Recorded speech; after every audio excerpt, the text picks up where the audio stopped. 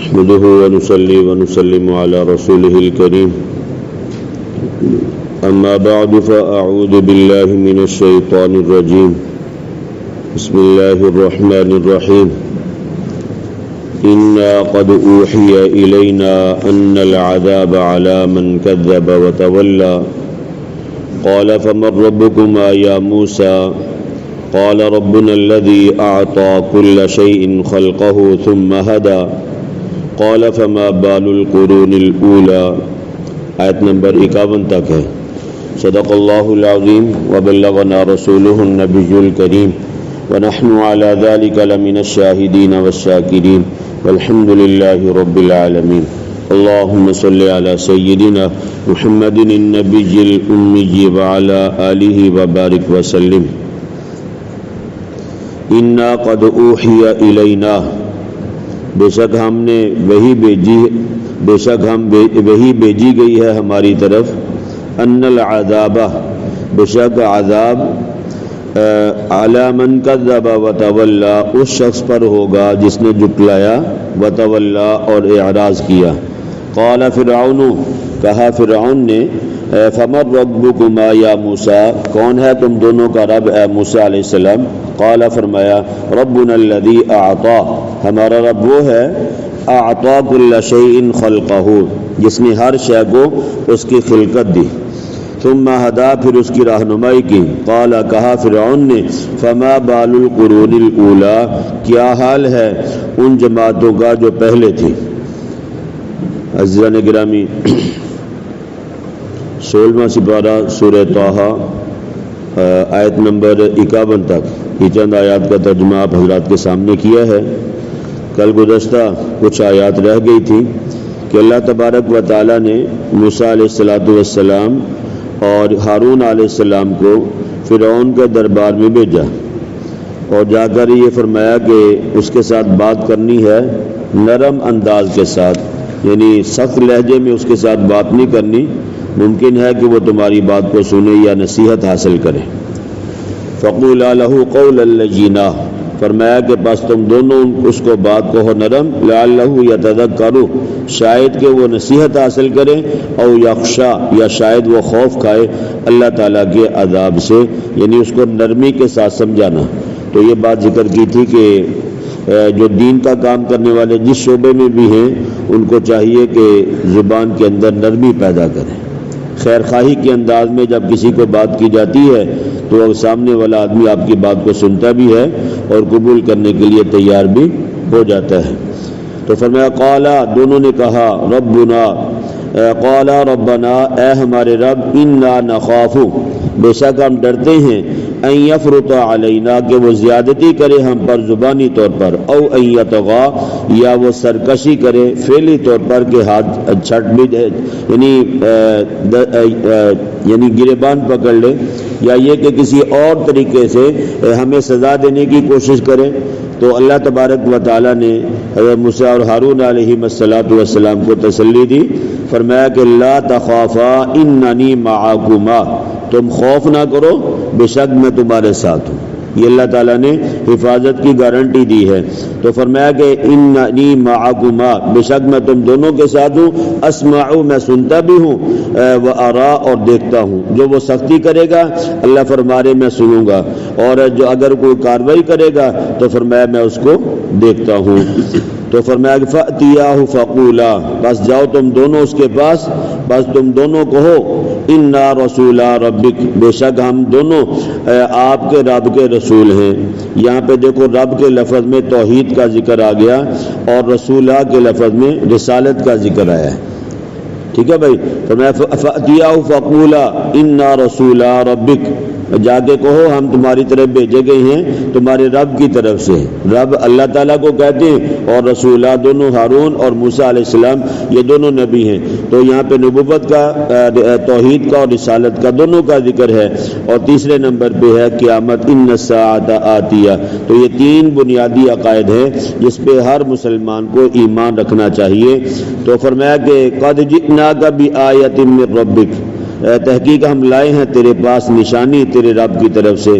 تو گویا کہ موسیٰ علیہ السلام اور ہارون علیہ السلام یہ دونوں حضرات فرعون کے دربار میں گئے ہیں اور جا کر اس کے ساتھ بات کی ہے، گفتگو کی ہے۔ والسلام علی من اتبع الہدی، اور سلام ہو اس پر جس نے پیروی کی ہدایت کی۔ یہ غیر مسلم کو جب سلام کرو نا بھائی تو ان الفاظ کے ساتھ کرو، والسلام علی من اتبع الہدی۔ اگر کوئی غیر مسلم آپ کو سلام کر دے السلام علیکم ورحمۃ اللہ، تو جواب میں اس کو یہ کہنا ہے بھائی السلام علی من اتبع الہدی، سلامتی اس کے لیے ہے جس نے ہدایت کی کیا کی بھائی، پیروی کی۔ ٹھیک، انا قد اوحی الینا، فرمایا بے شک ہم تحقیق وحی کی گئی ہے ہماری طرف اللہ تعالیٰ کی طرف سے، اللہ نے ہمیں یہ پیغام بھیجا ہے، ان العذاب، کہ بے شک عذاب سزا گرفت، علی من کذب وتولی، اس پر ہوگی جس نے حق کو جھٹلایا اور عملی طور پر اس نے حق سے گریز کیا۔ فرمایا اس کے اوپر کیا ہوگا، اللہ تعالیٰ کا عذاب نازل ہوگا، یا اللہ تبارک و تعالیٰ اس سے ناراض ہوتے ہیں جو اللہ تعالیٰ کی بات کو نہیں مانتا۔ تو موسیٰ علیہ السلام اور ہارون علیہ السلام نے فرمایا تھا کہ انا رسول ربک، کہ ہم بے شک ہم تیرے رب کے رسول ہیں، تیرے رب کے نمائندے ہیں، پیغمبر ہیں۔ یہ بدبخت تو اپنے آپ کو کیا کہتا تھا بھائی، انا ربکم الاعلی، کہ میں سب سے بڑا رب ہوں۔ اور فرعون کے سامنے جب موسیٰ علیہ السلام نے یہ فرمایا کہ ہم تیرے رب کی طرف سے بھیجے گئے نمائندے پیغمبر اور رسول ہیں، تو اس نے فوراً یہ سوال کیا، قال فمن ربکما یا موسیٰ، فرعون کہنے لگا تم دونوں کا رب کون ہے اے موسیٰ؟ تو جب یہ سوال کیا گیا تو اس نے پھر اللہ تبارک و تعالیٰ کی طرف سے موسیٰ علیہ السلام نے جواب دیا، ربنا الذی اعطی کل شیء خلقہ، ہمارا رب وہ ہے جس نے ہر چیز کو اس کی خلقت دی ہے، پیدا کیا ہے، پیدا کرنے کے بعد فرمایا ثم ہدی، پھر اس کی رہنمائی کی ہے، چیزوں کو بنایا بھی ہے اور پھر ان کی کیا کی ہے بھائی، رہنمائی بھی کی ہے۔ اب دیکھیں ماں، بچہ جب پیدا ہوتا ہے وہ کون سے اسکول میں جاتا ہے فوراً؟ کیوں بھائی، کسی اسکول میں نہیں جاتا، ماں کی چھاتی سے دودھ آئے گا، یہ بچے کو کس نے بتایا ہے؟ فطری طور پہ اللہ تعالیٰ نے اس کے ذہن میں یہ بات پہلے سے ڈالی ہے کہ تو چھاتی کو منہ لگائے گا، اس طرح چوسے گا تو تجھے وہاں سے تیری خوراک ملے گی۔ ٹھیک ہے بھائی، یہ اسے کسی نے بتایا نہیں ہے، لیکن اللہ تبارک و تعالیٰ چیز کو پیدا بھی کرنے والے ہیں اور اس کی رہنمائی بھی کرنے والے ہیں۔ تو فطری طور پہ اللہ تبارک و تعالیٰ بچے کے ذہن میں یہ بات ڈال دیتے ہیں کہ تیری خوراک جو اللہ نے یہاں پہ بندوبست کیا اور اس طرح تو چوسے گا تو تجھے اللہ تبارک و تعالیٰ تیری خوراک پہنچائے گا۔ وَهَدَيْنَاهُ النَّجْدَيْنِ سورہ بلد کے اندر ہے، اور ہم نے انسانوں کو دو گاٹیاں بتا دی۔ ٹھیک ہے بھائی، چھوٹے بچے ہیں، بالکل چھوٹا بچہ ہے، بعض دفعہ مائیں سستی کرتی ان کے ناخن نہیں کاٹتی۔ آپ نے دیکھا ہوگا جب چھوٹا بچہ اپنی آنکھ میں خارش کرتا ہے تو یوں الٹے ہاتھ سے اپنے ہاتھ کو ایسے ملتا ہے اپنی آنکھوں کو، کبھی آپ غور کرنا، یوں کر کے ناخن بڑے ہو تو آنکھ میں لگ سکتا ہے نا، آنکھ بھی یعنی نرم نازک ہوتی ہے، ناخن سخت ہوتے ہیں، اگر ناخن آنکھ میں لگ جائے تو آنکھ کو کیا ہو سکتا ہے، نقصان ہو سکتا ہے۔ تو بچہ جب چھوٹا سا ہو، اس کی آنکھ میں خارش ہو تو بچہ کیا کرتا ہے، ایسے الٹے ہاتھ سے اپنی آنکھوں کو ملتا ہے۔ آپ غور کرنا، آپ کو پتہ چلے گا۔ ٹھیک ہے بھائی، تو یہ اس کو شعور کس نے دیا ہے؟ اللہ تعالیٰ نے دیا ہے کہ بھئی اگر تم اس طرح خارش کرو گے، تم بچے ہو بھی نہ سمجھو، ممکن ہے تم اپنی آنکھ میں اپنے ناخن کو مار لو یا آنکھ کو نقصان پہنچاؤ۔ تو یہ اللہ تبارک و تعالیٰ نے فطری طور پہ بچے کے اندر یہ بات پیدا کی ہوتی ہے۔ اسی طرح بھیڑ بکری ہیں، گائے بھینس ہیں، ان کے جب بچے پیدا ہوتے ہیں ان کو کون بتاتا ہے تمہاری خوراک یہاں پہ ہے بھائی؟ یہ کون سے اسکول میں جاتے ہیں یا کون سا ڈاکٹر ان کو پی ایچ ڈی کرواتے ہیں؟ کوئی نہیں بتاتا، بتاتا ہے کوئی بھائی؟ یہ فطری طور پہ اللہ تبارک و تعالیٰ نے یعنی ہر جانور، ہر ذی روح چیز کے اندر یہ چیزیں پیدا کی ہوتی ہیں۔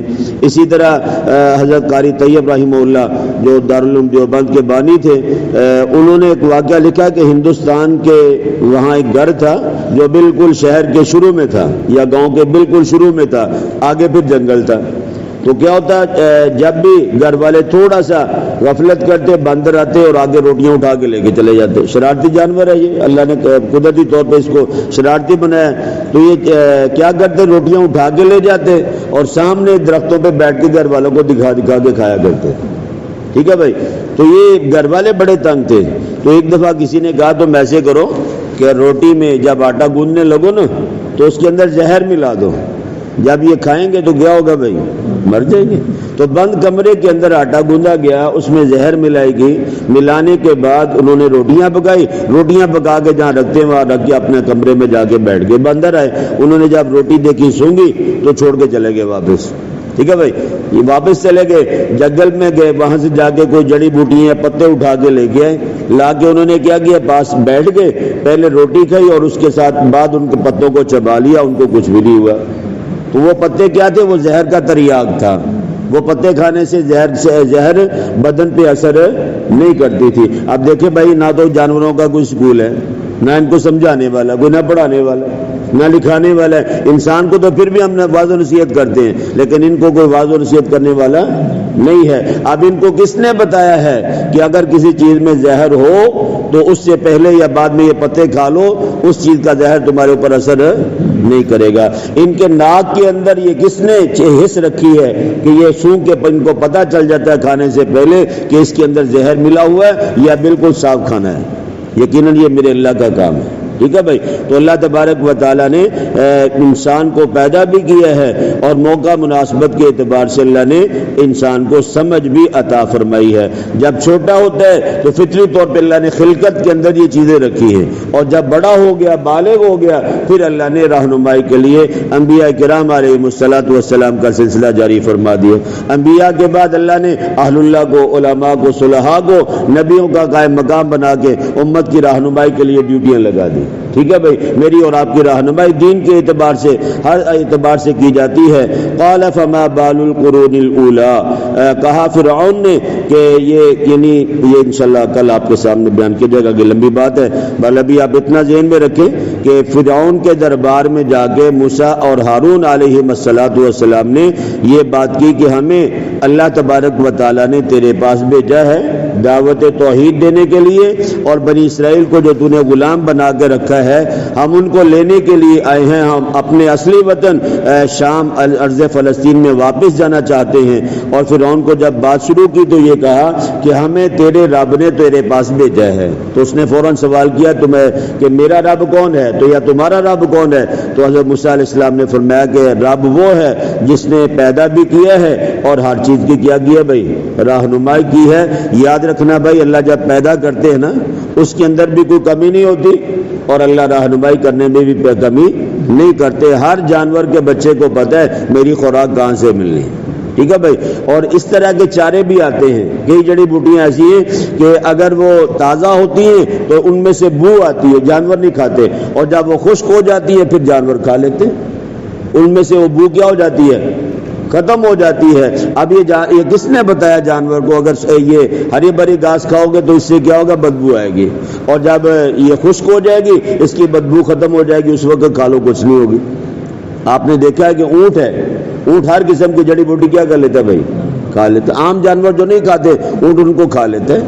ٹھیک ہے بھائی، یہی جڑی بوٹی جب خشک ہو جاتی ہے تو سارے جانور ہی کھا لیتے ہیں۔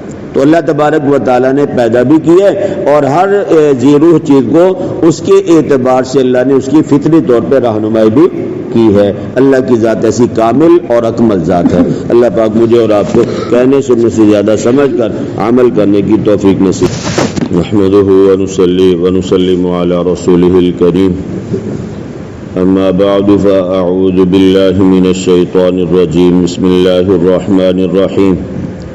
قال فما بال القرون الأولى قال علمها عند ربي في كتاب لا يضل ربي ولا ينسى الذي جعل لكم الأرض مهدا وسلك لكم فيها سبلا وأنزل من السماء ماء فأخرجنا به أزواجا من نبات شتى كلوا وارعوا أنعامكم إن في ذلك لآيات لأولي النهى۔ صدق اللہ العظیم وبلغنا رسوله النبی الکریم ونحن على ذلك لمن الشاہدین والشاکرین والحمد للہ رب العالمین۔ اللہم صل علی سیدنا محمد النبی الامی وعلى آلہ وبارک وسلم۔ قال، کہا فرعون نے، فما بال القرون الاولی، کیا حال ہے ان جماعتوں کا جو پہلے تھیں، قال فرمایا موسیٰ علیہ السلام نے علمها عند ربی ان کا علم میرے رب کے پاس ہے، فی کتاب محفوظ ہے کتاب میں، لا یضل ربی ولا ینسا نہیں بہکتا میرا رب اور نہ بھولتا ہے۔ الذی جعل لکم الارض رب وہ ہے جس نے بنائی ہے تمہارے لیے زمین، مہدن بچھونا، وسلک لکم فیہا اور چلائے اس نے تمہارے لیے زمین میں سبلن راستے، وانزل من السماء ماء اور نازل کیا اس نے آسمان کی طرف سے پانی، فاخرجنا بہ پس نکالے ہم نے اس پانی کے ذریعے ازواجن قسم قسم کے من نبات سبزیاں، شتیٰ مختلف، کلو کھاؤ ورعو اور چراؤ، انعامکم اپنے مویشیوں کو، ان فی ذلک لآیات لأولی النہی بے شک اس میں کئی نشانیاں ہیں عقل مندوں کے لیے۔ عزیزان گرامی، 16واں سپارہ سورہ طٰہٰ آیت نمبر 51 سے لے کے 54 تک یہ چند آیات کا ترجمہ آپ حضرات کے سامنے کیا ہے۔ کل گزشتہ یہ بات ذکر کی تھی کہ اللہ تبارک و تعالیٰ نے تمام مخلوقات کو پیدا کیا اور پیدا کرنے کے بعد فطری طور پہ، طبعی طور پہ جو ان کے تقاضے تھے، جو ان کی ضروریات تھی، اللہ تبارک و تعالیٰ نے ان ضروریات کو پورا کرنے کے لیے جتنی عقل اور فہم کی ضرورت تھی وہ اللہ تبارک و تعالیٰ نے عطا فرمائی۔ جانور کا بچہ ہو یا انسان کا، اسے پتہ ہے کہ فلاں جگہ سے مجھے دودھ ملے گا، دودھ کو کیسے اپنے اندر کھینچنا ہے یہ اللہ نے اسے شعور عطا فرمایا۔ ٹھیک ہے بھائی، اور بچہ ہے اس کو اللہ نے بتایا کہ جب تیری ضرورت پوری کرنے کا وقت ہو، نہ ہو رہی ہو تو کیا کرنا ہے بھائی؟ رونا ہے۔ ٹھیک ہے بھائی، وہ اپنے سارے کام کیسے بتاتا ہے؟ اپنی ماں کو رو کے ہی بتاتا ہے، اور ماں کو بھی اللہ نے اتنا شعور دیا ہوتا ہے کہ وہ رونے سے سمجھ جاتی ہے کہ اس وقت میرے بچے کو کس چیز کی ضرورت ہے۔ تو موسیٰ علیہ السلام اور ہارون علیہ السلام فرعون کے دربار میں آئے اور آ کر اللہ کی وحدانیت کی دعوت دی، تو اس نے شاطر قسم کا آدمی تھا کہ فرعون، اور فرعون نے جیسے ہی بات سنی، پتہ تو تھا جو ساتھ جو لوگ بیٹھے ان کو بھی پتہ تھا کہ موسیٰ علیہ السلام کی بات بالکل ٹھیک ہے، لیکن یہ کہ فرعون کے ڈر کی وجہ سے وہ فرعون کو اپنا خدا مانتے تھے معاذ اللہ۔ تو فرعون نے فوراً یہ کہا، فرعون نے کہا فما بال القرون الاولی، قرون یہ قرن کی جمع ہے، لغت میں یہ متعدد معنی کے لیے آتا ہے، لیکن یہاں یہ جماعت کے معنی میں آیا ہے۔ آپ حضرات جمعے کے خطبہ میں بھی سنتے ہو، خیر القرون قرنی ثم الذین یلونہم ثم الذین یلونہم۔ نبی کریم صلی اللہ علیہ وسلم نے فرمایا کہ سب سے بہترین زمانہ میرا زمانہ ہے، اور اس کے بعد بہترین زمانہ آپ نے فرمایا میرے بعد والوں کا زمانہ ہے، اور پھر بہترین زمانہ ان کے بعد والوں کا ہے۔ جیسے جیسے نبی کریم صلی اللہ علیہ وسلم سے دوری ہوتی جا رہی، ویسے ویسے فتنے اور آزمائشیں کیا بڑھ رہی بھائی؟ زیادہ ہوتی جا رہی۔ تو فرمایا کہ بہترین جماعت اس وقت نبی کریم صلی اللہ علیہ وسلم کے زمانے میں صحابہ کی تھی، صحابہ کے بعد تابعین کی، اور تابعین کے بعد تبع تابعین کی جماعتیں بہترین تھی۔ یہ نہیں کہ اس زمانے میں گناہ نہیں ہوتے تھے یا نافرمانیاں نہیں ہوتی، سب کچھ ہوتا تھا، لیکن یہ کہ جو نیکی تھی اس کا غلبہ تھا۔ آج کل نیکی کا غلبہ نہیں، آج کل شر اور فتنوں کا غلبہ ہے۔ تو اس زمانے میں نیکی زیادہ تھی، اگر کوئی خلاف شریعت کام بھی کرتا تو اس کو شریعت کے قاعدے کے مطابق سزا بھی دے دی جاتی تھی۔ چوری کی ہے ہاتھ کاٹا جاتا تھا، دیگر یعنی جو بھی اللہ تعالیٰ نے سزائیں متعین کی ہیں وہ دی جاتی تھی، جس کی وجہ سے آج کے اعتبار سے بہت زیادہ امن تھا۔ تو فرعون یہ شریر قسم کا آدمی تھا، اور اس نے فوراً یہ سوال کیا کہ یہ بتاؤ کہ یعنی پہلے جماعتیں جو گزر چکی ہیں ان کا حال کیا تھا۔ حضرت موسیٰ علیہ السلام سے یہ سوال کیا۔ اب پہلی جب جماعتیں تھیں اس وقت موسیٰ علیہ السلام تو نہیں تھے، کیوں بھائی؟ موسیٰ علیہ السلام کا زمانہ تو وہ تھا جو فرعون کا زمانہ ہے، موسیٰ علیہ السلام پہلے تھے ہی نہیں۔ اور آگے بھی اللہ کا پیغمبر ہے اور اللہ کے پیغمبر کے ساتھ معیت ہوتی ہے اللہ تعالیٰ کی. جب فرعون نے یہ سوال کیا اور مقصد اس کا یہ تھا کہ کوئی یعنی تنگ کرنا یا یعنی کوئی ایسا جواب ملے تاکہ میں آگے بات کو الجھا دوں، لیکن موسیٰ علیہ السلام نے اس بات کا بڑا ہی معقول جواب دیا. اور ایک بات پہلے بھی کئی دفعہ کی ہے کہ فرعون یہ مصر کے ہر بادشاہ کا لقب ہوتا تھا، یہ کسی ایک آدمی کا نام نہیں ہے. نام الگ الگ ہوتے تھے. مصر کا جو بھی بادشاہ ہوگا اس کا لقب کیا ہوگا بھائی؟ فرعون ہوگا. جیسے اپنے ملک پاکستان کا کوئی وزیر اعظم ہو، اس کا ایک لقب رکھ دیا جائے، جو بھی وزیر اعظم بنتا چلا جائے گا وہ لقب خود بخود اس کے ساتھ لگا دیا جائے گا. تو مصر کا جتنے بھی بادشاہ ہیں ان کا لقب فرعون ہی تھا. موسیٰ علیہ السلام کے زمانے میں جو فرعون تھا جس کے ساتھ موسیٰ علیہ السلام بات کر رہے ہیں، جس کا یہ تذکرہ قرآن کریم میں، اس کا نام ولید بن مصعب بن ریان تھا. اور حضرت یوسف علیہ السلام کے زمانے میں جو بادشاہ تھا جس نے آپ کو خریدا بھی تھا، ٹھیک ہے بھائی، اور بعد میں وہ بھی فرعون ہی تھا. وہ کون تھا؟ مصر کا بادشاہ تھا. اس کا لقب بھی کیا تھا؟ فرعون ہی تھا. اس کا لقب بھی کیا تھا بھائی؟ فرعون ہی تھا. ٹھیک ہے.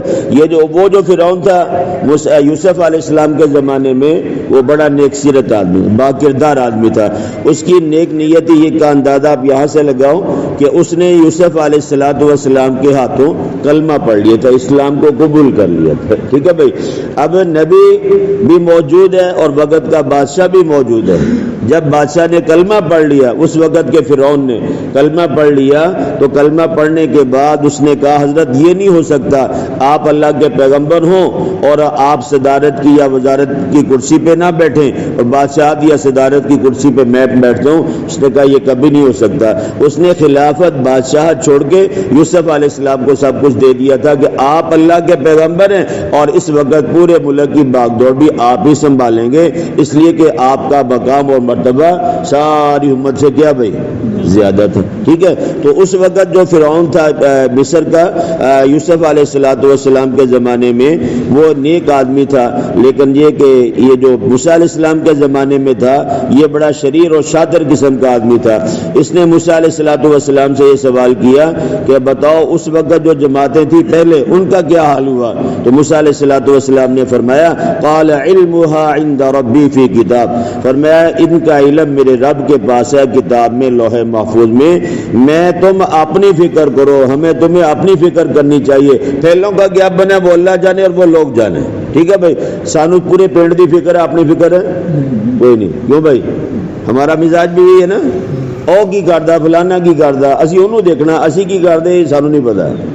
جبکہ فکر کس کی کرنی ہے؟ اپنی کرنی. یہ بھی پتا ہے اپنی قبر میں کس نے جانا بھائی؟ پڑوسیوں نے یا ہم نے؟ اپنی قبر میں ہم نے خود جانا ہے اور اپنے کیے کا حساب بھی دینا ہے. اس کی پرواہ نہیں، دوسرا کی کردا ساڑھی نظریں دیتے ہیں. ٹھیک ہے بھائی. حالانکہ وہ کسی عقل مند آدمی نے کہا تھا نا جب ہم ایک انگلی ایسے اٹھاتے نا دوسرے کی طرف، یہ 4 انگلیاں اپنی طرف آتی ہیں، لیکن اس کا ہمیں اندازہ نہیں ہوتا. تو موسیٰ علیہ السلام نے فرمایا پہلوں کا کیا مسئلہ تھا وہ میرا رب جانے اور اس کا کام جانے. اس نے لوح محفوظ کے اندر سب کچھ لکھ کے رکھا ہوا ہے. ہمیں ان کی پریشانی لینے کی ضرورت ہے؟ ہمیں اپنی ٹینشن ہے. تم بتاؤ اللہ نے ہمیں تمہاری طرف بھیجا ہے، تمہارا کیا خیال ہے؟ تم کیا کہتے ہو اللہ تعالیٰ کی وحدانیت کے بارے میں اور پیغمبر کی رسالت کے بارے میں؟ اور یہ بات بھی ذہن نشین فرما لیں کہ لوح محفوظ میں اللہ تعالیٰ نے جب سے دنیا یہ زمین کا وجود بنایا اس وقت سے لے کے جب تک دنیا قائم رہے گی اس وقت کا سب کچھ لکھ کے محفوظ کیا ہوا ہے. اللہ تعالیٰ ابد سے ہے، ازل سے ہے اور ابد یعنی ہمیشہ ہمیشہ رہے گا. پہلے اس سے کیا تھا یہ لوح محفوظ میں نہیں لکھا ہوا. اس کے بعد کیا ہوگا، آخر کے بعد کیا ہوگا، یہ بھی لوح محفوظ کے اندر لکھا ہوا نہیں ہے. لوح محفوظ آپ یوں سمجھے کہ رجسٹر ہے، ایک بہت بڑا کتب خانہ ہے، ایک لائبریری ہے، اس میں سارا ریکارڈ لکھا ہوا ہے کہ جب سے دنیا بنی جب تک رہے گی کیا ہوا کیا ہونا ہے، یہ سب کچھ لکھ کے رکھا ہوا ہے. یہ اللہ تعالیٰ کے علم کا کروڑواں حصہ بھی نہیں ہے. ٹھیک ہے بھائی. اللہ کا علم بہت زیادہ ہے. لوح محفوظ میں جب سے دنیا بنی جب تک رہے گی یہ سارا ریکارڈ موجود ہے. کیا کیا ہونا ہے، کس کس نے آنا ہے، اس کے ساتھ ساتھ کیا کیا معاملات ہوں گے، یہ اللہ تعالیٰ نے لوح محفوظ میں لکھ کے رکھا ہوا ہے. لیکن اس سے پہلے اس کے بعد کے علم یہ بھی اللہ تعالیٰ کے علاوہ کسی اور کے پاس نہیں ہے. تو موسیٰ علیہ الصلوۃ والسلام نے یہی بات ارشاد فرمائی کہ اس کا علم میرے اللہ کے پاس ہے اور اس نے لوح محفوظ میں رکھا ہے. اور میرے رب کی صفت یہ ہے لا یضل ربی ولا ینسا، میرا رب نہ تو بہکتا ہے اور نہ ہی میرا رب کبھی بھولتا ہے.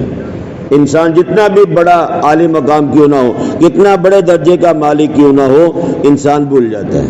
انسان کے اندر اللہ نے نسیان یعنی بھولنا یہ مادہ رکھا ہے، بندہ بھول جاتا ہے. دنیا کے اندر سب سے زیادہ بلند و بالا مقام اور مرتبہ میرے اور آپ کے نبی حضرت محمد مصطفیٰ صلی اللہ علیہ وسلم کا ہے. آپ پوری حیات طیبہ میں نماز میں 5 سے 6 مرتبہ بھولے، 3 کی جگہ 4 رکھتے ہیں یا 4 کی جگہ 2 رکھتے ہیں. ظہر کی نماز میں ایک دفعہ آپ صلی اللہ علیہ وسلم نے 2 رکعتیں پڑھائی اور بیٹھ گئے، سلام پھیر دیا. سلام پھیرنے کے بعد صحابہ سارے خاموش ہیں. ابوبکر عمر بڑے صحابہ رضی اللہ عنہ پاس بیٹھے ہوئے ہیں، لیکن کسی میں جرت نہیں پوچھ سکے. تو ایک صحابی نے پوچھا، سوال کیا، یا رسول اللہ کیا آپ بھول گئے یا اللہ نے نماز کا حکم تبدیل کر دیا؟ پوچھا بھی کیا ہوا؟ کہا نہ اللہ نے حکم تبدیل کیا نہ میں بھولا. یہ بھی علم نہیں ہے کہ میں بھولا ہوں. ٹھیک ہے بھائی. تو کہا یا رسول اللہ آپ نے 2 رکعتیں پڑھائی ہیں ظہر کی. آپ صلی اللہ علیہ وسلم نہیں میں نے 4 پڑھائی ہیں. کہا جی آپ حضرات سے پوچھ لو. پوچھا گیا، صاحب نے کہا یا رسول اللہ آپ نے 2 رکعتیں پڑھائی ہیں. ٹھیک ہے بھائی. آپ نے پھر 2 رکعتیں بعد میں پوری کروا دی. اس وقت نماز میں بولنے کی، سلام کا جواب دینے کی اجازت تھی لیکن بعد میں منسوخ کر دی گئی. تو نبی کریم صلی اللہ علیہ وسلم سے بڑھ کے کوئی بڑی شان والا نہیں ہے اللہ کے بعد اس دنیا میں. آپ صلی اللہ علیہ وسلم بھی بھولے. تو حضرت موسیٰ علیہ السلام نے اپنے رب کے بارے میں فرمایا کہ میرا رب وہ ہے کہ جو بہکتا بھی نہیں ہے اور اس کے ساتھ ساتھ بھولتا بھی نہیں ہے. بھولنے کا جو خاصہ ہے یہ انسان کے ساتھ ہے، کسی اور کے ساتھ ہے، یعنی اللہ تعالیٰ کے ساتھ نہیں ہے. الذی جعل لکم الارض مہدا، اللہ تعالیٰ کی ذات وہ ہے جس نے بنائی ہے زمین تمہارے لیے بچھونا، اس پر رہنے کے لیے، مکانات بنانے کے لیے، اور فرمایا کہ تم اس پر چلتے پھرتے ہو. وَسَلَكَ لَكُمْ فِيهَا سُبُلًا، سبل سبیل کی جمع ہے اور سبیل کا معنی ہوتا ہے راستہ. اور چلائے اس اللہ تعالیٰ نے اس زمین میں تمہارے لیے راستے تاکہ تم آسانی کے ساتھ اپنی منزل مقصود تک پہنچ سکو. روڈ بنے ہوئے ہیں. ٹھیک ہے بھائی. آپ موٹر وے بنی ہوئی ہے، آپ جو دنوں کے سفر تھے آپ گھنٹوں میں کر کے اپنے منزل مقصود تک پہنچ جاتے ہیں. اور یہ سوچے جب یہ سڑکوں کے جال نہیں تھے، لوگ اس وقت بھی آتے جاتے تھے، لیکن اس وقت کا آنا جانا بہت کیا تھا بھائی، دشوار بھی تھا، مشکل بھی تھا. جب موٹر وے نہیں تھی، جی ٹی روڈ بنے ہوئے تھے، صبح بیٹھو شام کو جا کے آدمی پنڈی پہنچتا تھا. سارا دن بسوں میں دھکے کھانے پڑتے تھے. اور اب کیا 4 گھنٹے میں اپنے منزل پہ پہنچ گئے. ایسے ہی نہیں بھائی. تو اللہ تبارک و تعالیٰ وہ ذات ہے کہ جس نے زمین میں تمہارے لیے راستوں کو متعین کیا تاکہ تمہارے لیے آنا جانا کیا ہو جائے بھائی، آسان ہو جائے. وَأَنزَلَ مِنَ السَّمَاءِ مَاءً، اور اتارا ہے آسمان کی طرف سے پانی یعنی بارش برسائی. فَأَخْرَجْنَا بِهِ أَزْوَاجًا مِّن نَّبَاتٍ شَتَّىٰ، اور پس نکالے ہیں ہم نے اس پانی کے ذریعے قسم قسم کے سبزیاں مختلف قسم کی، کوئی گرم ہے، کوئی سرد ہے، کوئی سفید ہے، کوئی سرخ ہے، کوئی میٹھی ہے، کوئی کڑوی ہے، کسی کا ذائقہ کچھ ہے، کسی کا ذائقہ کچھ ہے. اور تمام مخلوقات میں اللہ نے جوڑے جوڑے بنائے، نر اور مادہ دونوں مخلوقات بنائی ہیں. کلو، اللہ تعالیٰ فرماتے ہیں کھاؤ جو چیزیں زمین سے پیدا ہوتی ہیں. وَرْعَوْا أَنْعَامَكُمْ، اور چراؤ اپنے مویشیوں کو.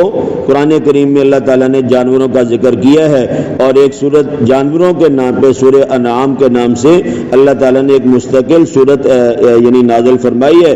اس میں جو حلال قسم کے جانور ہیں اور جن کی قربانی جائز ہے اللہ تعالیٰ نے ان کا تذکرہ فرمایا. إِنَّ فِي ذَلِكَ لَآيَاتٍ لِأُولِي النُّهَىٰ، بے شک ان چیزوں میں جن کا ذکر ہوا ہے کہ اس نے تمہارے لیے زمین کو بچھونا بنایا، زمین میں راستے بنا دیے اور پھر آسمان کی طرف سے بارش برسائی، اس سے قسمہ قسم کے سبزیاں، پھل، فروٹ، اناج، غلہ، میوہ جات اللہ نے اگائے ہیں. اور میں ان تمام میں تمہارے لیے کیا بھائی نشانیاں ہیں. جن کے لیے تعقلون، عقل والوں کے لیے، یعنی جو عقل بھی روک، عقل کا معنی ہوتا ہے روک لینا. عقل کا کیا معنی ہے بھائی؟ روک لینا. تو عقل کو عقل بھی اس لیے کہتے ہیں کہ یہ انسان کو برائی سے اور غلط باتوں سے کیا کرتی ہے؟ روکتی ہے. کہتے ہیں نا کوئی آدمی گناہ کرتا پکڑا جائے، میری عقل سے پردہ پہ گیا، کیا کہتے ہیں؟ کرنا تو نہیں سی چاہتا لیکن میری عقل تے پردہ پہ گیا سی. تو عقل جب تک بندہ استعمال کرتا ہے عقل انسان کو برے کاموں سے روکتی ہے، لیکن یہ کہ جب بندہ اپنی عقل کی مانے ہی نہ، خواہش کا غلبہ ہو جائے، پھر عقل پہ کیا آ جاتا ہے بھائی؟ پردہ آ جاتا ہے. تو فرمایا کہ عقل والوں کے لیے ان تمام چیزوں میں اللہ نے نشانیاں رکھی ہیں. جو اپنی عقل کو استعمال کرے گا اسے ہر ایک چیز کے اندر اللہ کی ذات کی قدرت نظر آئے گی. اللہ کی ذات سے دعا ہے کہ جو کچھ کہا سنا گیا اللہ مجھے بھی، اللہ آپ کو بھی کہنے سننے سے زیادہ سمجھ کر عمل کرنے کی توفیق نصیب کرے. اکلھا فکذب وابى قال اجئتنا لتخرجنا من ارضنا بسحرك يا موسى فلنأتينك بسحر مثله فاجعل بيننا وبينك موعدا لا نخلفه نحن ولا أنت مكانا سوى قال موعدكم يوم الزينة وأن يحشر الناس ضحى فتولى فرعون فجمع كيده ثم أتى قال لهم موسى ويلكم لا تفتروا على الله كذبا فيسحتكم بعذاب وقد خاب من افترى فتنازعوا أمرهم بينهم وأسروا النجوى. صدق الله العظيم وبلغنا رسوله النبي الكريم ونحن على ذلك لمن الشاهدين والشاكرين والحمد لله رب العالمين. اللهم صل على سيدنا محمد النبي الأمي وعلى آله وبارك وسلم. منها خلقناكم، اسی زمین سے ہم نے تمہیں پیدا کیا، وفیہا نعیدکم، اور اسی میں لوٹائیں گے، ومنہا نخرجکم، اور اسی زمین سے ہم تمہیں نکالیں گے، تارۃ اخری، دوسری مرتبہ، وَلَقَدْ أَرَيْنَاهُ، اور البتہ تحقیق ہم نے دکھائیں اس فرعون کو آیاتنا، اپنی نشانیاں، کلھا، سب، فکذب وابى، پس اس نے جھٹلایا اور انکار کیا. قال، کہا فرعون نے، اجئتنا، کہ آپ آئے ہیں ہمارے پاس، لتخرجنا من ارضنا، تاکہ آپ نکال دیں ہمیں ہماری زمین سے، بسحرک یا موسیٰ، اپنے جادو کے زور سے اے موسیٰ علیہ السلام، فلنأتینک، پس ہم ضرور لائیں گے آپ کے پاس، بسحر مثلہ، جادو اس جیسا، فاجعل، پس مقرر کر، بیننا، ہمارے درمیان، و بینک، اور اپنے درمیان، موعدا، ایک وعدے کا وقت، لا نخلفہ، نحن، نہ ہم خلاف ورزی کریں گے وعدے کی، ولا انت، اور نہ آپ، مکانا سوا، وہ جگہ برابر ہو. قال، فرمایا، موعدکم یوم الزینہ، کہ وہ وعدہ تمہارا ہے عید کا دن، وَأَن يُحْشَرَ النَّاسُ ضُحًى، اور یہ کہ لوگ جمع کیے جائیں گے چاشت کے وقت. فَتَوَلَّى فِرْعَوْنُ، پس پھرا فرعون، فَجَمَعَ كَيْدَهُ، پس جمع کیا اس نے اپنی تدبیر کو، ثم آتا، پھر وہ آیا. قال لهم موسیٰ، فرمایا ان کو موسیٰ علیہ السلام نے، ویلکم، خرابی ہے تمہارے لیے، لا تفتروا علی اللہ کذبا، نہ افطرا باندھو اللہ تعالیٰ پر جھوٹ کا، فیسحتکم بعذاب، پس وہ تمہیں ہلاک کر دے گا عذاب کے ساتھ. وقد خاب من افترا، اور تحقیق نامراد ہوا وہ شخص جس نے اللہ تعالیٰ پر افطرا باندھا. فتنازعوا امرهم بینہم، پس جھگڑا کیا انہوں نے اپنے معاملے کا، بینہم، آپس میں، واسروا النجوی، اور مخفی رکھا انہوں نے اپنی سرگوشی کو. عزیزان گرامی، 16واں سپارہ سورہ طٰہٰ، آیت نمبر 55 سے لے کے 62 تک، یہ چند آیات کا ترجمہ آپ حضرات کے سامنے کیا ہے. بات چل رہی تھی کہ اللہ تعالیٰ نے زمین کو بنایا تمہارے بچھونے کے لیے. یہ باتیں موسیٰ علیہ السلام نے فرعون کے سامنے کی تھی کہ اللہ تعالیٰ نے زمین کو تمہارے لیے بچھونا بنایا، اور اس زمین میں تمہارے لیے اللہ نے راستے بنائے. تو زمین یعنی مٹی کی بات چل رہی تھی، تو اللہ تبارک و تعالیٰ اسی زمین کے متعلق فرما رہے کہ منہا خلقناکم، اسی زمین سے ہم نے تمہیں پیدا کیا، اسی زمین سے ہم نے تمہیں پیدا کیا. وفیہا نعیدکم، اور اسی زمین میں ہم تمہیں لوٹائیں گے. ومنہا نخرجکم تارۃ اخری، اور اسی زمین سے ہم تمہیں نکالیں گے دوسری مرتبہ. اللہ تعالیٰ نے اپنی قدرت کاملہ کے ساتھ تمام روئے زمین سے تھوڑی تھوڑی مٹی لے کر اس کو گوندا اور خمیر بنایا اور اس پر کئی سال گزرے، اس کو خشک کیا۔ اس مٹی کے خلاصے سے اللہ تعالیٰ نے حضرت آدم علیہ السلام کو پیدا فرمایا، اور پھر فرمایا کہ خلقہ من تراب، سورہ آل عمران ہے کہ تراب کا معنی ہوتا ہے خشک مٹی اور تین کا معنی ہوتا ہے گارا۔ پھر دوسرے موقع پہ فرمایا صلصال کالفخار، وہ گارا خشک ہوا، ٹھیکری کی طرح بجنے لگا۔ اسی طرح حضرت آدم علیہ السلام کی خلقت ہوئی، اور پھر اسی گارے سے یا مٹی سے آگے اللہ تبارک و تعالیٰ نے نوع انسانی کو پیدا فرمایا۔ فرمایا جیسا ہم نے زمین سے مٹی سے پہلے پیدا کیا، اسی طرح اسی مٹی میں تمہیں دوبارہ ایک وقت جانا پڑے گا، اور پھر اللہ اسی مٹی سے ہمیں دوبارہ زندہ کرے گا۔ تو یہ اللہ تبارک و تعالیٰ نے یعنی ایک معاملہ، ایک ترتیب بیان فرمائی ہے کہ مٹی سے پیدا کیا، مٹی میں جانا ہے، اور مٹی سے اللہ دوبارہ تمہیں زندہ کھڑا کرے گا، اور پھر میدان حشر میں تمام لوگوں کو جمع کیا جائے گا۔ اور حدیث اور فقہ کی کتابوں میں یہ بات بھی بیان کی گئی ہے کہ جیسے قبر سے مٹی نکالنی ضروری ہوتی ہے قبر نکالنے کے لیے، اسی طرح میت کو دفن کرنے کے بعد اس کے اوپر مٹی ڈالنا بھی کیا بھائی ضروری ہے۔ اور یہ مٹی جو ذات مٹی ڈالیں گے ان کے لیے مستحب عمل ہے، نہ فرض ہے نہ واجب ہے کہ کم از کم 3 مٹھیاں یا 3 چلو بھر کے مٹی کے قبر کے اوپر ڈالیں، ٹھیک ہے بھائی، مستحب عمل ہے۔ پہلی مٹھی لے کر کہیں گے منہا خلقناکم، یہ بات کا استحضار ہونا چاہیے، یہ بات میرے اور آپ کے ذہن میں ذہن نشین ہونی چاہیے کہ اللہ تبارک و تعالیٰ نے اسی مٹی سے ہمیں کیا کیا بھائی، پیدا کیا ہے۔ اور پھر وفیہا نعیدکم، جیسے یہ ہمارا بھائی بہن یہ مٹی میں گئی ہے، اسی طرح ہم نے بھی ایک دن اسی مٹی میں آنا ہے۔ تو فرمایا کہ ومنہا نخرجکم، اور جب تیسری بار اپنی ہاتھوں میں مٹی لے گا تو پھر یہ کہے گا ومنہا نخرجکم تارۃ اخری، یعنی اللہ تبارک و تعالیٰ اسی مٹی سے ہمیں دوبارہ پیدا کریں گے۔ یہ بھائی یہ پہلے بات عرض کی ہے، یہ دعا کا پڑھنا مستحب عمل ہے، یہ کوئی فرض واجب نہیں ہے، لیکن اس موقع پہ کلمہ شہادت کی صدا بلند کرنا یہ خلاف شریعت ہے، اس کی شریعت نے اجازت نہیں دی۔ تو بہرحال یہ کہ دوسرے مقام پر اللہ تعالیٰ نے اس بات کو تفصیل کے ساتھ بیان کیا ہے کہ اللہ تعالیٰ نے موسیٰ علیہ السلام کو 9 نشانیاں 9 معجزات عطا فرمائے اور پھر فرعون کے دربار میں بھیجا ہے۔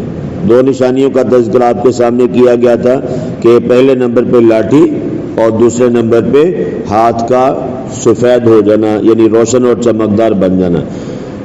اللہ تعالیٰ فرماتے ہیں وَلَقَدْ أَرَيْنَاهُ آيَاتِنَا، اور البتہ تحقیق دکھائی ہم نے فرعون کو اپنی نشانیاں، کلہا سب، یہ 9 معجزے تھے، 2 تو میں نے ابھی آپ کے سامنے ذکر کیے، باقی 7 کا ذکر 9ویں سپارے میں ہے۔ طوفان آیا تھا، مکڑی تھی، مینڈک تھا، اسی طرح جو بھی چیز کھانے کے لیے رکھتے پینے کے لیے رکھتے وہ خون بن جاتی تھی، اس کے اندر خون پیدا ہو جاتا تھا۔ تو اس طرح کے 9 معجزات تھے جو اللہ تبارک و تعالیٰ نے موسیٰ علیہ السلام کو عطا فرمائے۔ فَكَذَّبَ وَأَبَى، بس فرعون نے جھٹلایا اور انکار کیا، اس نے کہا کہ نہیں مانتا۔ قال، کہا فرعون نے موسیٰ علیہ السلام کو اجئتنا، کیا آپ آئے ہیں ہمارے پاس، لتخرجنا من ارضنا بسحرک یا موسیٰ، تاکہ آپ نکال دیں ہمیں ہماری زمین سے، اے موسیٰ علیہ السلام۔ یہ زور دکھا کر، یعنی کبھی مزدہ دکھاتے ہو اور کبھی ہاتھ کو چمکدار کر کے دکھاتے ہو، تم یہ چاہتے ہو کہ ہمیں مصر کی زمین سے نکال دو۔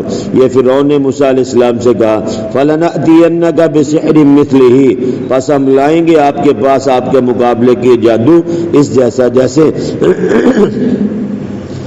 یہ بدبخت کو پتا تھا کہ یہ موسیٰ علیہ السلام واقعتاً اللہ کے پیغمبر ہیں، ٹھیک ہے بھائی، ماننے کی بجائے معجزات کو دیکھ کے اس نے یہ کہنا شروع کر دیا کہ موسیٰ یہ تو جادو کا اثر ہے۔ یہ کس کا اثر ہے بھائی؟ جادو کا اثر ہے، لہذا ہم تمہارا مقابلہ کریں گے، ہم جادوگروں کو بلائیں گے اور تمہارے ساتھ مقابلہ کریں گے، پھر پتہ چلے گا کہ تمہارا جادو طاقتور ہے یا میرے جادوگروں کا جادو طاقتور ہے۔ فَاجْعَلْ بَيْنَنَا وَبَيْنَكَ مَوْعِدًا، پس مقرر کر ہمارے درمیان اور اپنے درمیان وعدے کی جگہ، وعدے کا وقت کہ کس وقت کس میدان میں تم آؤ گے، ہم بھی وہاں پر اپنے جادوگروں کو لے کر آئیں گے۔ لا نخلفہ نحن ولا انت، اور اس وعدے کی خلاف ورزی نہ ہم کریں گے اور نہ ہی آپ کریں گے۔ مکاناً سوا، اور جگہ برابر ہو، ہموار ہو، تاکہ سب لوگ وہاں دیکھ سکیں۔ یہ حق و باطل کے درمیان مقابلے کا دن تھا۔ مصر سے باہر ایک بڑا میدان تھا، کھلا ہموار زمین تھی۔ موسیٰ علیہ السلام نے فرمایا کہ جہاں گھوڑے دوڑاتے ہو وہ زمین ہموار ہے، کافی کھلی جگہ ہے، تم وہاں پہ جمع ہو جانا، اپنے لوگوں کو بھی لے آنا، میں بھی وہیں پر آ جاؤں گا۔ اور وقال موعدکم یوم الزینہ، اور موسیٰ علیہ السلام نے فرمایا تمہارے وعدے کا دن عید کا دن ہے۔ عید والے دن چھٹی ہوتی ہے، سارے لوگ فارغ ہوتے ہیں، تو فرمایا اس دن حق و باطل کا مقابلہ ہوگا۔ حضرت موسیٰ علیہ السلام نے وقت بھی بتا دیا عید کا دن، اور جگہ بھی بتا دی کہ وہ گراؤنڈ وہ میدان جہاں گھوڑوں کو دوڑایا جاتا ہے، فرمایا عید کے دن وہاں جمع ہو جانا۔ وَأَن يُحْشَرَ النَّاسُ ضُحًى، اور یہ کہ لوگ جمع کیے جائیں گے چاشت کے وقت۔ جگہ بھی بڑی اور وقت بھی متعین کر دیا گیا، یعنی 8-9 بجے کے قریب فرمایا کہ وہاں پہ تم سارے کے سارے لوگ جمع ہو جاؤ۔ قرآن کریم میں آتا ہے فَجُمِعَ السَّحَرَةُ لِمِيقَاتِ يَوْمٍ مَّعْلُومٍ، بس اکٹھے کیے گئے جادوگر ایک معلوم دن کے وعدے پر۔ سارے کے سارے جو جادوگر تھے وہ اکٹھے ہو گئے۔ مختلف روایات آتی ہیں کہ جادوگر کتنے تھے، ان کی تعداد کتنی تھی۔ بعض حضرات نے 70 لکھا ہے، بعض نے 72,000۔ کتنے بھائی؟ 72,000 یعنی جادوگر تھے۔ اور پھر ان کے ساتھ کسی کے ساتھ ایک نوکر ہے، کسی کے ساتھ 2 خادم ہیں، کسی کے ساتھ 3-4 خادم ہیں، تو آپ خود اندازہ لگائیں کہ صرف جادوگر 70 یا 72,000 تھے، ان کے ساتھ 2-2 3-3 آدمی اور لگاؤ تو یہ لاکھوں کی تعداد بن جاتی ہے۔ تو وہ تھے جو باہر سے جادو کے لیے آئے تھے، ٹھیک ہے، جو اپنا کرتب دکھانے کے لیے۔ اس کے علاوہ مصر کی اپنی عوام بھی تھی، لوگوں نے دیکھنا تھا۔ اصل تو یہ تھا کہ یہ حضرت موسیٰ علیہ السلام کو نیچا دکھانے کی کوشش تھی، لیکن اللہ تبارک و تعالیٰ کی معیت موسیٰ علیہ السلام کے ساتھ تھی، اس لیے کہ موسیٰ علیہ السلام اللہ تعالیٰ کے نمائندے، قاصد اور پیغمبر تھے۔ اب یہ سارے کے سارے لوگ وہاں پہ جمع ہونے شروع ہو گئے۔ فتولا، پھر فرعون فجمع کیدہ، اس نے جمع کیا اپنی تدبیر کو، یعنی سارے کے سارے جادوگر وہاں پہ اکٹھے کیے۔ ثم آتا، پھر موقع پر آیا، لوگ بھی جمع ہو گئے، جادوگر بھی آ گئے، فرعون اور اس کا لاؤ لشکر بھی آ گیا۔ قال لهم موسیٰ، موسیٰ علیہ السلام نے جادوگروں سے کہا ویلکم لا تفتروا علی اللہ کذبا، خرابی ہے تمہارے لیے، نہ افطرا باندھو اللہ تعالیٰ پر جھوٹ کا، میں تو رب تعالیٰ کے حکم سے آیا ہوں۔ موسیٰ علیہ السلام نے نا جادوگروں کو پہلے فرمایا کہ یہ جو میں تو آیا ہوں اللہ کے حکم سے، یہ کوئی جادو تو ہے نہیں، میں اللہ کا پیغمبر ہوں۔ اگر تم میرے مقابلے میں آؤ گے اور تمہارا نظریہ یہ ہے کہ موسیٰ علیہ السلام جھوٹا ہے یا معاذ اللہ اس کے پاس جادو ہے، تو پھر اس کا مطلب یہ کہ تم اللہ کی ذات پہ جھوٹ باندھ رہے ہو، اللہ کی ذات پہ الزام لگا رہے۔ نہ تو میں جادوگر ہوں اور نہ میں کوئی کرتب دکھانے آیا ہوں، میرے پاس معجزہ ہے، مجھے اللہ کی معیت حاصل ہے، تمہارے پاس یہ معیت حاصل نہیں ہے، لہذا مقابلے سے باز آ جاؤ۔ فَيُسْحِتَكُمْ بِعَذَابٍ، اگر تم مقابلے میں آؤ گے اور اللہ کو جھٹلاتے ہوئے آؤ گے تو فرمایا پس وہ تمہیں ہلاک کر دے گا عذاب کے ساتھ۔ وَقَدْ خَابَ مَنِ افْتَرَىٰ، اور تحقیق نامراد ہو گیا جس نے اللہ تعالیٰ کی ذات پر جھوٹ باندھا، تو لہذا تم میرے مقابلے سے باز آ جاؤ۔ فَتَنَازَعُوا أَمْرَهُمْ بَيْنَهُمْ، بس جھگڑا کیا انہوں نے اپنے معاملے کا آپس میں۔ جھگڑا کس بات کا تھا؟ تو انہوں نے جھگڑا اس بات کا تھا کہ جادوگروں نے کہا کہ فرعون تو ظالم آدمی ہے، ہم اتنی دور سے آئے ہیں، خرچہ کیا ہے، سفر کیا ہے، تھکاوٹ برداشت کی ہے، اگر ہمیں یعنی کوئی 100 میل سے کوئی 200 میل دور سے آیا ہے، کیا یہ ہمیں ہماری اجرت بھی دے گا یا نہیں؟ ہمیں ہماری مزدوری، ہمارا خرچہ بھی دے گا کہ نہیں دے گا؟ اگر ہم جیت گئے تو ہمیں انعام بھی ملے گا یا نہیں ملے گا؟ یہ باتیں آپس میں چیمہ گوئیاں شروع ہو گئی کہ جیتنے کے بعد ہمیں کیا دے گا۔ ان لنا لاجرا ان كنا نحن الغالبین، سورہ اعراف آیت نمبر 113، کہ بے شک ہمارے لیے اجر ہوگا اگر ہم غالب آ گئے۔ فرعون کے پاس جا کے انہوں نے بات کی، قال فرعون نے کہا نعم وانکم لمن المقربین، ہاں یقیناً تم البتہ مقربین میں سے ہوں گے۔ یعنی تمہیں اچھے اچھے القابات دیے جائیں گے، تمہیں خرچہ بھی ملے گا، اور اسی طرح تمہارا سارے معاملات کیے جائیں گے۔ فتنازعوا امرہم، یہ اس سے مرادی ہے کہ جادوگروں نے آپس میں اس بات پر جھگڑا کیا کہ اجرت مانگے یا نہ مانگے، پہلے اپنی مزدوری کی بات کریں یا نہ کریں، یہ آپس میں جھگڑا ہوا، اور پھر انہوں نے جا کے فرعون سے بات کی، تو انہوں نے کیا کیا بھائی، ان کو تسلی دے دی کہ ہاں تمہیں سب کچھ دیا جائے گا۔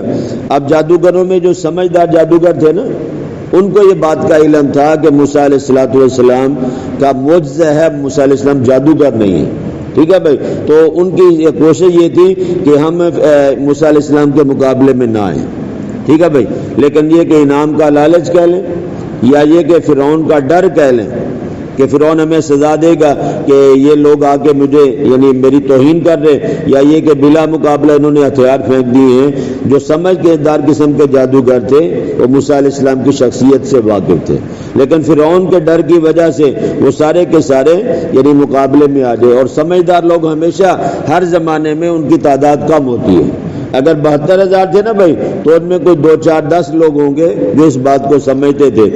نبی کریم صلی اللہ علیہ وسلم نے فرمایا کہ 100 آدمی اگر ہوں تو ان میں سے سمجھدار ایک نکلے گا۔ سمجھدار اگر لوگ جمع ہو نا کافی سارے، کئی 100 کی تعداد ہو، تو ہر 100 میں صرف ایک آدمی ہوگا جو کہ صحیح معنی میں سمجھدار ہوگا۔ یہ سمجھداری دین، شریعت، عقیدے کے اعتبار سے فرمایا گیا۔ تو بہرحال یہ کہ موسیٰ علیہ السلام کے مقابلے میں آئے لوگ وَأَسَرُّوا النَّجْوَىٰ، اور انہوں نے اس سرگوشی کو مخفی رکھا، یعنی آہستہ آہستہ فرعون سے بات کی، اور پھر اس بات کو آپس میں بتا دیا گیا کہ اگر ہم غالب آ گئے تو ہمیں القابات بھی ملیں گے، اور اس کے ساتھ ساتھ ہمیں انعام اور اجرت بھی ملے گی۔ باقی مقابلے میں کیا ہوا، ان کے ساتھ کیا بنی، یہ انشاءاللہ کل بشرطے کہ زندگی اللہ پاک مجھے اور آپ کو دین کی صحیح سمجھ اور عمل کرنے کی توفیق نصیب فرمائے۔